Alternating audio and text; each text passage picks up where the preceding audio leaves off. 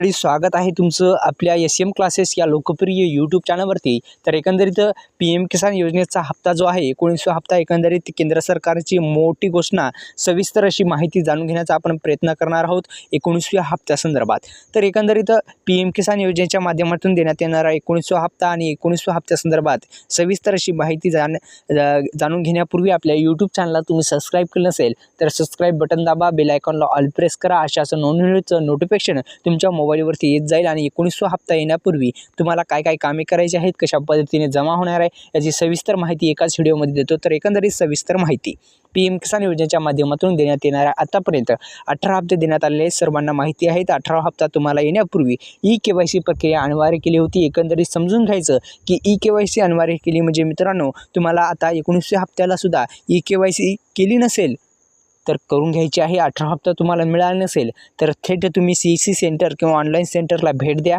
भेट दिल्याच्या नंतर 18 हप्त्याचं स्टेटस काढा। 18 हप्त्याचं स्टेटस काढल्याच्यानंतर का तो स्टॉप झाला त्याची सविस्तर माहिती पहा, त्यांना विचारा, ऑनलाईन सेंटरवाल्याला विचारा आणि सविस्तर माहिती दिल्याच्या नंतर त्यांनी ते काय सांगतील हे ऐकून घ्या आणि नंतर त्याच्यावर प्रक्रिया करा। तुमच्या खात्यामध्ये नक्कीच तुमचा 19वा हप्ता जो आहे ते क्रेडिट होणार आहे। अनेक शेतकरी बांधव कमेंट करत आहेत की आम्हाला हप्ता येत नाही, तर अनेकांना काहीतरी प्रॉब्लेम असेल म्हणून तो हप्ते स्टॉप होत असतात मित्रांनो। तर कोणकोणते प्रॉब्लेम असतात त्याच्याकडे लक्ष देऊ।